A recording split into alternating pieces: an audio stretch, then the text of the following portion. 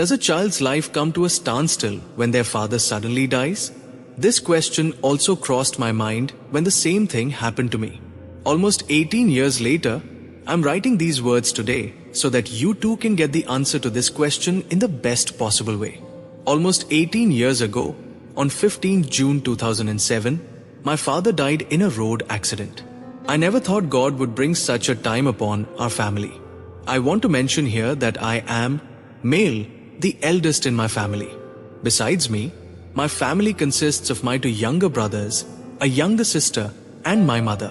Before my father passed away, our lives were very happy. My siblings and I all went to school, and our mother spent her time working at home. My father was a simple clerk at an iron factory. Life after my father's death. Everything in my life had changed before and after my father's death. I was in the 11th grade at that time. During that time, I would sometimes think about people whose fathers were no longer in this world, how they managed to support their families, and how they must feel living in this world without a father. How incredibly difficult all of that must be. But, as they say, sometimes things happen that you never even dreamed of. And that's exactly what happened to me. On 15 June 2007, we received a call on our home phone from an unknown person who informed us that a member of our family had been in an accident. I was the one who answered the phone at the time. When I heard this, the ground slipped from under my feet and my heart sunk. My mother started crying at that moment. I didn't know who to tell or who to ask for help. I was just a child myself. By the time my mother and I reached the accident site, we found out that my father had already been taken to the hospital.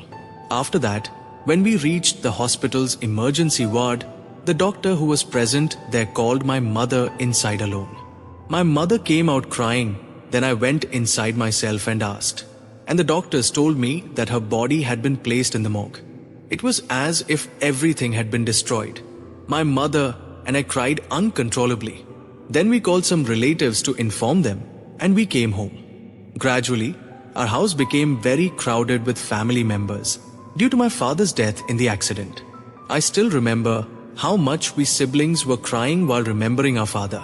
After everything was over, it felt like everything had fallen apart. Every day, I felt like my father would come back today and bring us something to eat, just like he used to. But God had other plans. We were all wondering how we would manage for the rest of our lives. Our family's financial situation had also become very bad. But our mother didn't let us lose hope.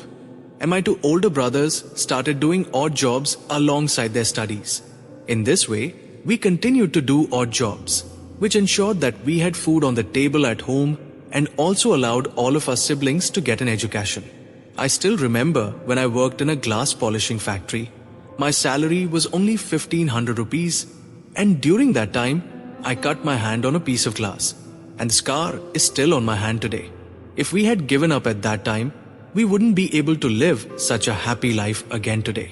Finally, I want to say that everyone who comes into this world will eventually have to leave it, one way or another. You should never lose hope in life. We need to think about our future today and how we can make it brighter and more successful, starting right now. Please tell me in the comments which moment of my real life story touched you the most. Thank you very much. See you in the next episode. And if you love your father very much, please write his name in the comments section with all your heart, heavy black heart.